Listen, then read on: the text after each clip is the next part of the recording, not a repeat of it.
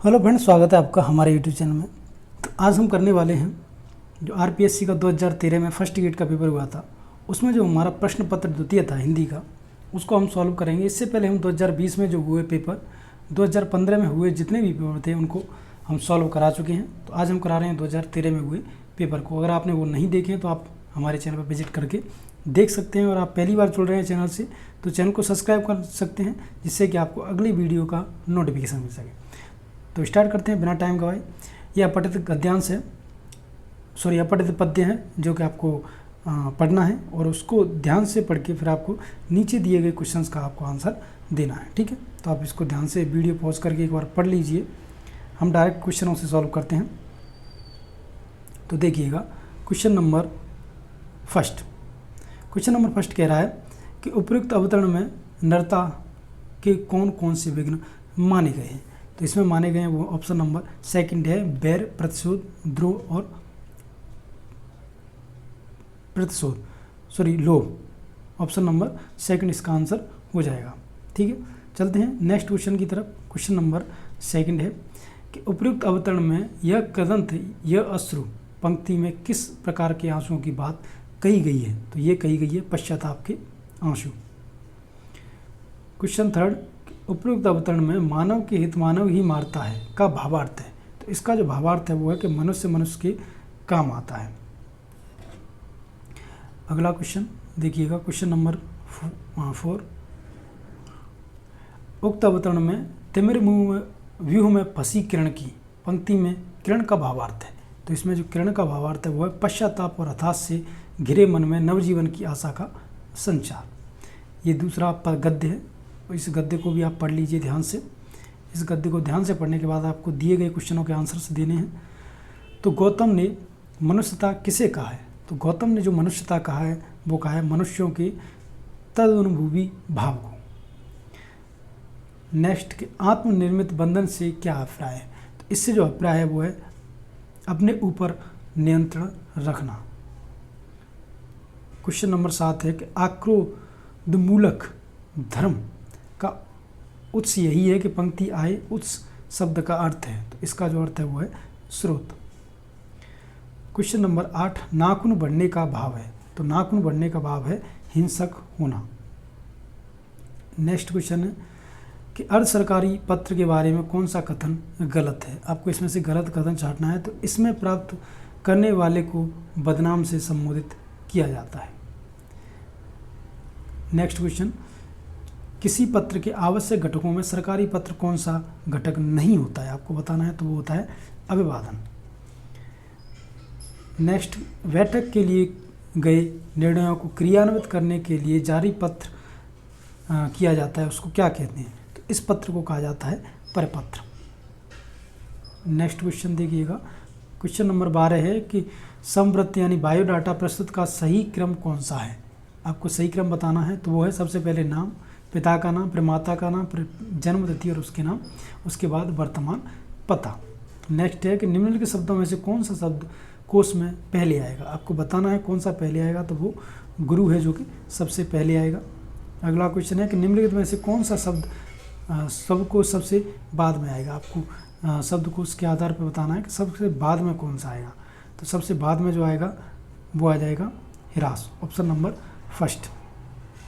अगला क्वेश्चन, निम्नलिखित में से किस शब्द का संधि गलत है। आपको गलत संधि छांटना है। तो ये डिलीट हो गया था। अगला क्वेश्चन देख लेते हैं कि निर्लेप शब्द का कौन सा संधि विच्छेद है। तो निर्लेप में है निह प्लस लेप, सेकंड ऑप्शन। अगला क्वेश्चन है कि बारहसिंगा शब्द में कौन सा समास है। तो बारहसिंगा में जो समास है वो है बहुब्रीहि समास। अगला क्वेश्चन है कि निम्नलिखित में से कौन सी शब्द में समास विग्रह सही है। आपको सही वाला छांटना है। तो वो है गृह प्रवेश यानी गृह में प्रवेश। नेक्स्ट है कि निम्नलिखित में से किस शब्द में ल प्रत्यय है। आपको बताना है किस में है। तो वो है श्यामल में, ऑप्शन नंबर 4। 20 देखिए, निम्नलिखित में से कौन से शब्द में एरा प्रत्यय नहीं है। एरा बताना है किस में नहीं है। तो वो है सवेरा। नेक्स्ट है कि निम्नलिखित में से किस शब्द में कोई प्रत्यय नहीं है। आपको बताना है इसमें कोई प्रत्यय नहीं है। तो ये क्वेश्चन है वो डिलीट कर दिया गया था आयोग के द्वारा। नेक्स्ट है कि निम्नलिखित में से किस शब्द में अप उपसर्ग नहीं है। तो वो है अपरोक्ष। अगला क्वेश्चन है, देखिए निम्न में से कौन सा विलोम शब्द युग्म गलत है, यानी आपको गलत छांटना है। तो ऑप्शन नंबर 3 हो जाएगा कि उत्कर्ष का विकर्ष होता है। अगला क्वेश्चन देखिए, निम्न में से सही विलोम शब्द कौन सा है। तो सही विलोम शब्द है वो है संश्लिष्ट और विश्लिष्ट। अगला क्वेश्चन है, इनमें से वर्तनी की दृष्टि से कौन सा शब्द अशुद्ध है, यानी अशुद्ध आपको छांटना था इसमें से। तो त्योहार है वो कि अशुद्ध है। अगले क्वेश्चन की तरफ चलते हैं। 26, निम्नलिखित वाक्यों के व्याकरण की दृष्टि से कौन सा शब्द शुद्ध है। तो जो शुद्ध शब्द है इसमें वो है क्योंकि वह मोटा है इसीलिए धीरे चलता है। नेक्स्ट क्वेश्चन के, इनमें से पदक्रम की दृष्टि से कौन सा वाक्य अशुद्ध है, यानी इसमें से आपको अशुद्ध छांटना था। तो वो है कि यह उपहार उसे चौथी विवाह की वर्षगांठ पर मिला था। नेक्स्ट है कि प्रसाद और प्रासाद शब्द में युग का सही अर्थ क्या है, आपको सही अर्थ बताना है। तो वो है कृपा और महल। 29 देखिएगा कि आदि आदि शब्द में से कौन सा अर्थ सही है, आपको बताना है। तो वो है प्रारंभ और अभ्यस्त। क्वेश्चन नंबर 30 है कि रास्ते में खाने के लिए ले जाने वाले भोज्य सामग्री को क्या कहते हैं। तो इसको कहा जाता है पाथेय। अगला क्वेश्चन, निम्नलिखित में से कौन सा शब्द अनेकार्थी शब्द अज से संबंधित नहीं है। तो वो है कमल, ऑप्शन नंबर 2। अगला क्वेश्चन, निम्न इनमें से संचार के दृश्य श्रव्य माध्यम कौन सा है। तो दृश्य श्रव्य माध्यम है वो है दूरदर्शन। नेक्स्ट क्वेश्चन है कि जनसंचार की विशेषताओं के लिए कौन सा कथन सही नहीं है, यानी आपको गलत कथन बताना था इसमें से। तो वो है ऑप्शन नंबर 4 देखिएगा कि संचारक और प्राप्तकर्ता के बीच में सीधा संबंध। अगला क्वेश्चन जो कि अपना 34वां क्वेश्चन है कि टीवी के द्वारा जनसंचार के संबंध में कौन सा कथन सही है। तो वो सही है वो है प्रत्यक्षदर्शियों के कथन दिखा और सुनाकर खबर को प्रमाणित बनाना एंकर वाइट कहा जाता है। नेक्स्ट क्वेश्चन जो कि 35वां है, सफल रेडियो नाटक लिखने के लिए क्या आवश्यक नहीं है। तो वो नहीं है वो है पौराणिक साहित्य का ज्ञान होना। 36 देखिएगा, विज्ञापन के संबंध में कौन सा कथन सही कथन है, आपको देखना है। तो वो ऑप्शन नंबर 1 ही है कि विज्ञापन जनसंचार का एक माध्यम।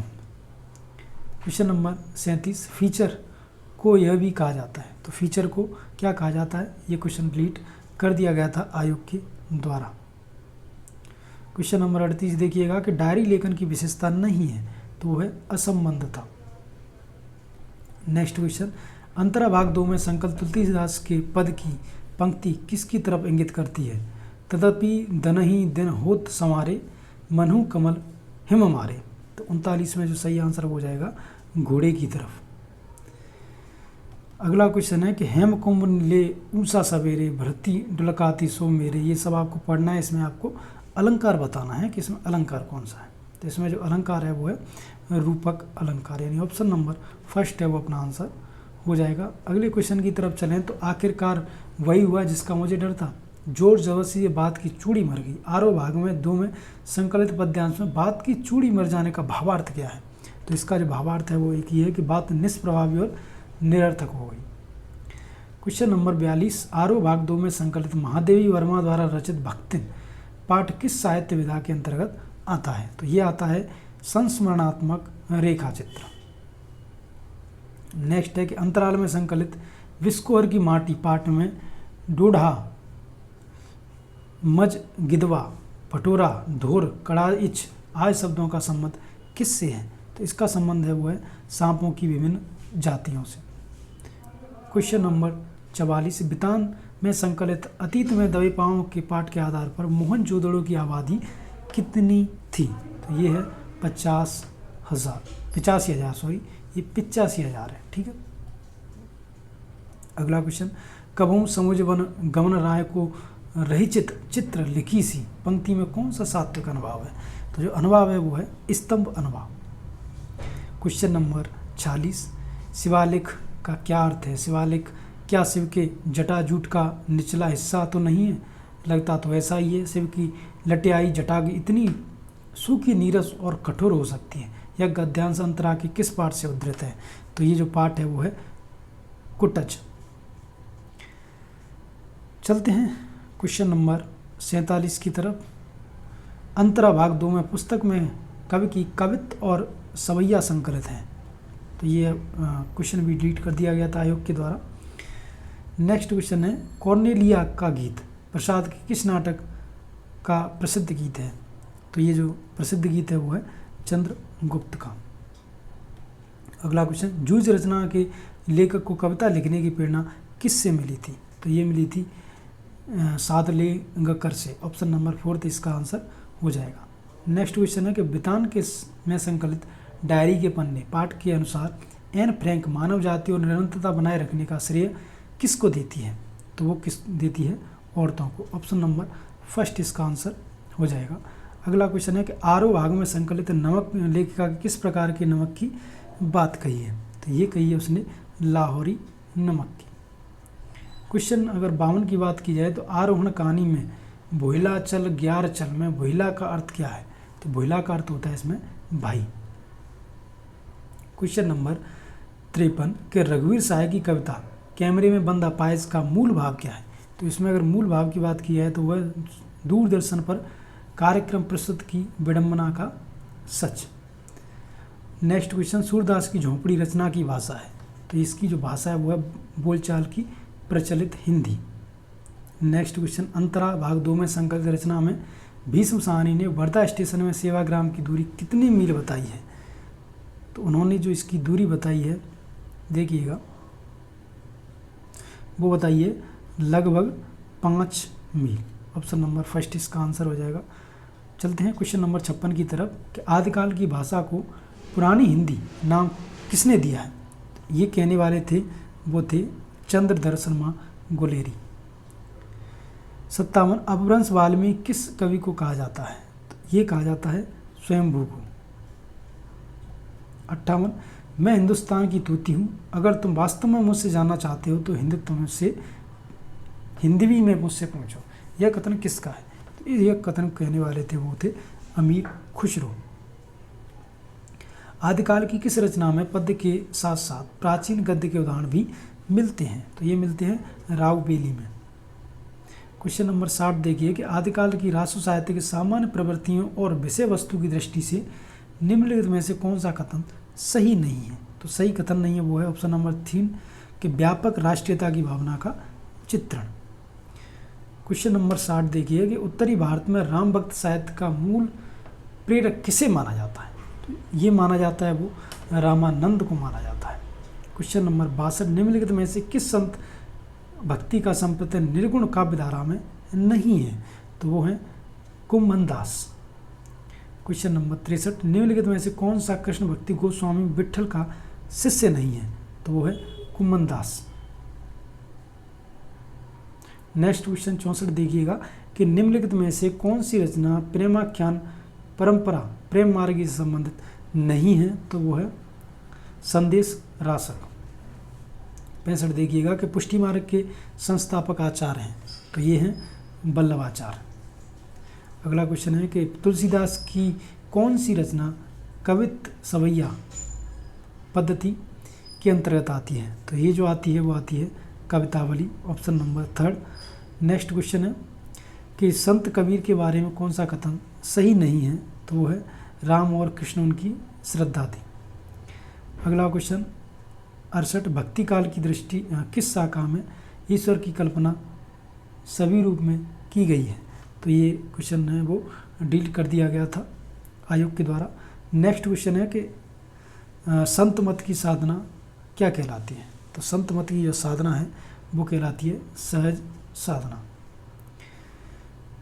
अगला क्वेश्चन नंबर 70 देखिएगा कि सगुण और निर्गुण भक्ति की तुलना की दृष्टि से निम्नलिखित में से कौन सा कथन सही नहीं है? तो वो है दोनों की तीव्रता घटन पर जोर देते हैं। क्वेश्चन नंबर अगर 71 की बात की जाए देखिए केशवदास की निम्नलिखित रचनाओं में से कौन सी रचना लक्षण ग्रंथ के अंतर नहीं आती है? तो वो रचना है वो है विज्ञान गीता। नेक्स्ट क्वेश्चन है कि भाषा भूषण ग्रंथ के रचयिता कौन थे? तो वो थे महाराजा जसवंत सिंह। क्वेश्चन नंबर 73 देखिएगा कि समुझे कविता घन आनंद की ये आंखें ने की पीर उक्त कथन किसका है? तो ये जो कथन है वो है ब्रजनाथ का है। चौथा देखिएगा, निम्न में से कौन सा कवि रीति मुक्त धारा का नहीं है, आपको बताना है, तो वो है पद्माकर। नेक्स्ट क्वेश्चन, रीति काव्य की भूमिका ग्रंथ के रचयिता हैं, तो इसके जो रचयिता हैं वो है नगेंद्र।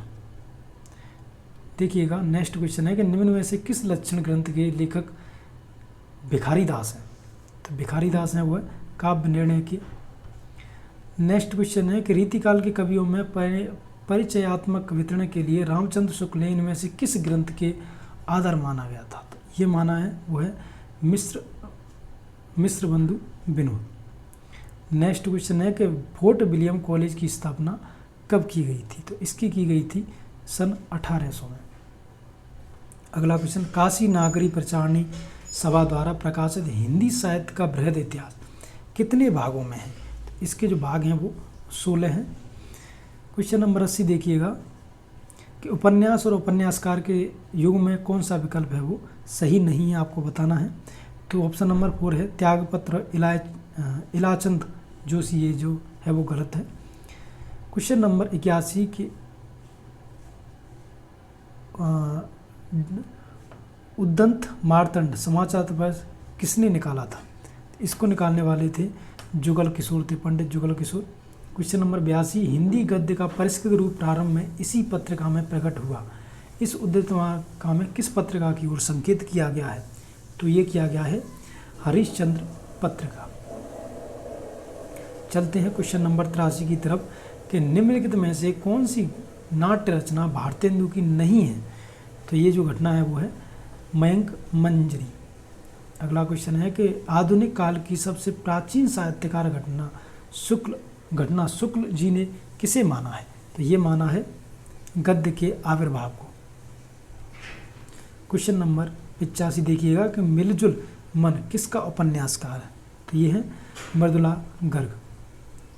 नेक्स्ट क्वेश्चन 86वां, निम्नलिखित युगों में से कौन सा युग सही नहीं है, यानी गलत आपको छानना था, तो वो है प्रसाद स्वर्ण धूल।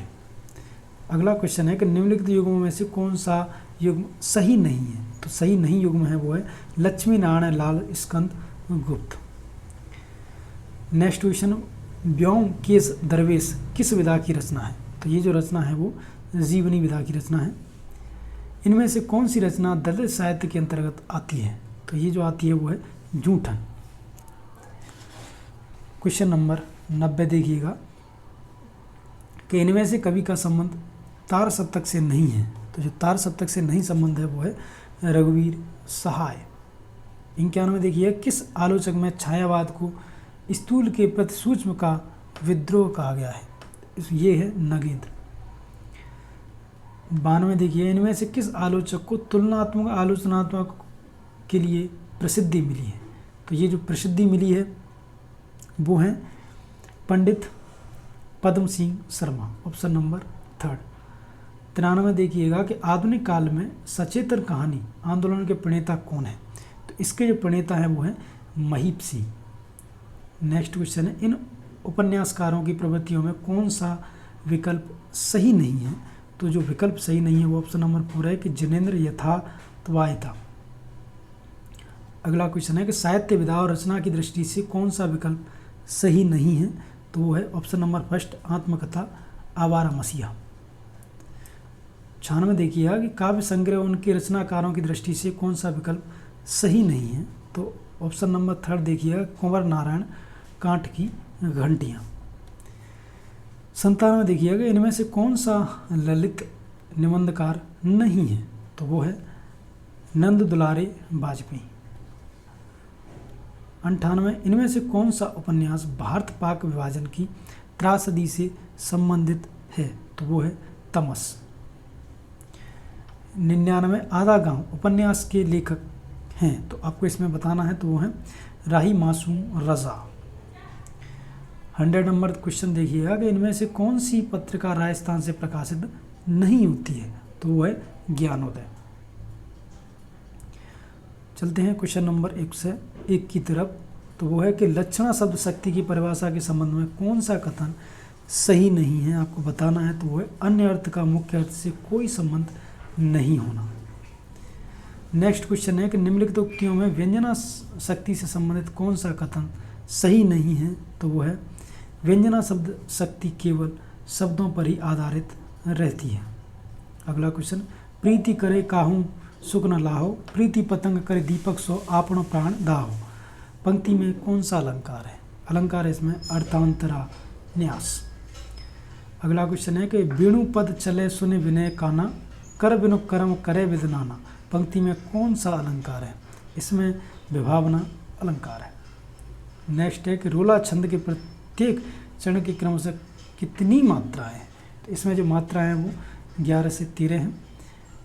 106 देखिए कि जिस काव्य पंक्ति में स्वच्छता, सरलता, सहजता, ग्राह्यता हो उसको कौन सा गुण होता है?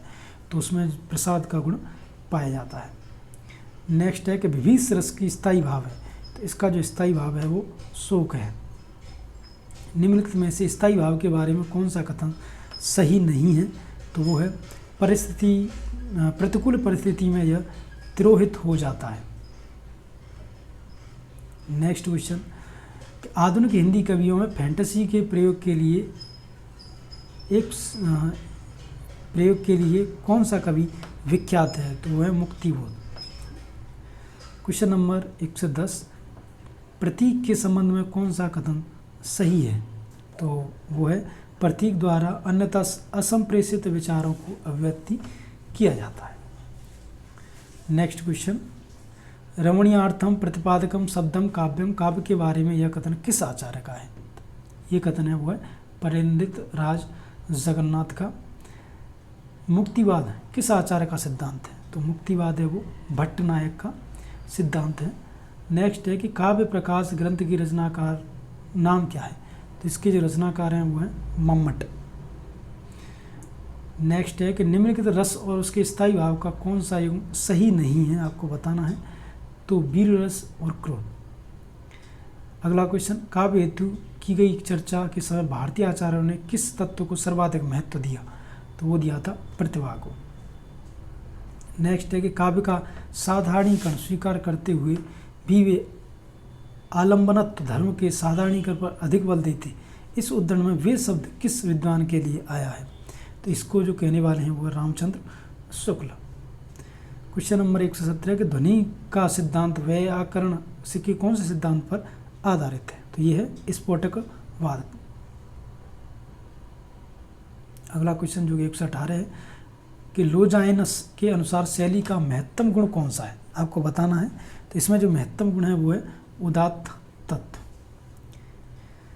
119 अरस्तु के अनुकरण सिद्धांत के संदर्भ में निम्नलिखित में से कौन सा कथन सही नहीं है? तो जो सही नहीं है कथन वो है ऑप्शन नंबर 4 के अनुकरण के संबंध में अरस्तु का मत प्लेटो के मत से भिन्न नहीं है। अगला क्वेश्चन, यह संभव नहीं है कि जीवन भर क्षुद्र उद्देश्य और विचारों से ग्रस्त व्यक्ति कोई स्तुत्य और अमर रचना कर सके। यह विचार किस पश्चिमी आलोचक का है? तो ये विचार है वो अरस्तु का है। अगला क्वेश्चन है कि सर्वप्रथम वुडवर्थ ने निर्माण किया।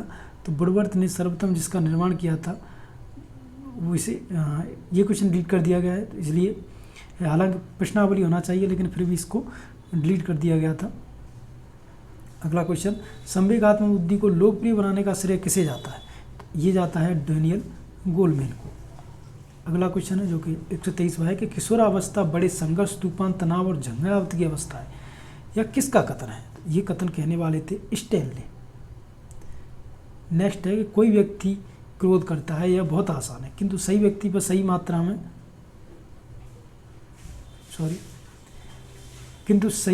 सही समय पर सही प्रयोजन हेतु सही ढंग से क्रोध करना आसान नहीं है। यह कथन किसका है? तो इस कथन को कहने वाले अरस्तु थे। नेक्स्ट क्वेश्चन, किशोर प्रणों को मार्ग में बाधा समझता है जो उसे अपनी स्वतंत्रता का लक्ष्य प्राप्त करने के लिए रोकता है। यह कथन किसका है? तो इस कथन को जो कहने वाले थे वो थे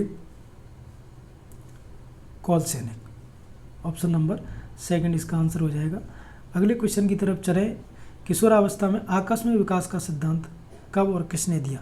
तो ये सिद्धांत 1904 में स्टेनी हॉल के द्वारा दिया गया था। अगला क्वेश्चन है कि बुद्धि इन 4 शब्दों में निहित है। ज्ञान, आविष्कार, निर्देशन और आलोचना। यह कथन किस मनोवैज्ञानिक का है? तो यह कथन को कहने वाले थे अल्फ्रेड बिने। अगला क्वेश्चन है कि किस विधि में उद्दीपक और उनकी क्रिया के मध्य होने वाले संबंध का अध्ययन किया जाता है? तो ये किया जाता है प्रयोगात्मक विधि में। अगला क्वेश्चन, जॉन पी डी कैक ने किस शिक्षण प्रतिमान का प्रतिपादन किया? तो इसने किया था, ये क्वेश्चन भी डिलीट कर दिया गया था। क्वेश्चन नंबर 130 के राष्ट्रीय शैक्षिक अनुसंधान एवं प्रशिक्षण परिषद ने बुद्धि के शिक्षण के लिए कौन सा विभाग खोला था? तो ये जो विभाग था वो था मनोवैज्ञानिक विभाग। अगला क्वेश्चन, निम्नलिखित में से शिक्षक केंद्रित शिक्षण आव्यूह है? तो ये है वह प्रभुत्ववादी शिक्षण आव्यूह। अगला क्वेश्चन, व्याख्यात्मक के दौरान संप्रेषण श्रेष्ठ होगा यदि शिक्षक क्या करे? तो दूसरे क्षेत्रों से उद्धरण देते हुए तात्कालिक व्याख्या प्रस्तुत करे, यानी ऑप्शन नंबर 4 है वो इसका आंसर हो जाएगा। चलते हैं नेक्स्ट क्वेश्चन की तरफ, देखिएगा। नेक्स्ट क्वेश्चन है अपना क्वेश्चन नंबर 133। देखिएगा, प्रत्येक कक्षा के अंत में पर्यवेक्षित अध्ययन की आवश्यक होती है क्योंकि इससे ये भी क्वेश्चन डिलीट कर दिया गया था। नेक्स्ट है जो कि 134 है कि शिक्षण में उत्तम प्रणाली वो है जिसमें, कौन सी उत्तम प्रणाली? जिसमें अध्यापक और छात्र दोनों प्रश्न पूछते हैं। नेक्स्ट है कि विकास एवं वृद्धि है, तो विकास एवं वृद्धि है वो एक दूसरे के पूरक हैं। अगला क्वेश्चन है कि किशोरावस्था अपराध प्रवृत्ति के विकास का नाजुक समय है। पक्के अपराध की एक विशाल संख्या किशोरावस्था में व्यावहारिक जीवन को गंभीर पूर्वक आरंभ करती है। कथन किस वैज्ञानिक का है? तो इस कथन को कहने वाले थे वैलेंटाइन। नेक्स्ट है कि सामाजिक एवं संवेगात्मक विकास के साथ साथ चलता है, यह कथन है। तो इस कथन को कहने वाले क्रो एंड क्रो थे। नेक्स्ट क्वेश्चन है कि गेस्टोलवाद के जन्मदाता कौन है? तो इसके जन्मदाता वर्दीमर हैं। अगला क्वेश्चन है कि परंपरागत संबंधता का सिद्धांत किसने प्रतिपादित किया? तो इसको जो प्रतिपादित करने वाले थे वो पावलोव थे। मूल प्रवृत्तियां संपूर्ण मानव व्यवहार की चालक हैं, यह कथन किस मनोवैज्ञानिक का है? ये कथन है मैक्डोगल का। क्वेश्चन नंबर 141, संकेत अधिगम जो सीखने के सामान्यतया जाना जाता है, तो ये जाना जाता है वो है परंपरागत संबंधता का अधिगम। अगला क्वेश्चन है कि किस पहलू में मानसिक स्वास्थ्य को बनाए रखने की विधियां बताई जाती हैं? तो ये बताई जाती हैं संरचनात्मक पहलू। अगला क्वेश्चन, कौन से आव्यूह को सुकरात विधि भी कहा जाता है? तो ये है प्रश्नोत्तर आव्यूह।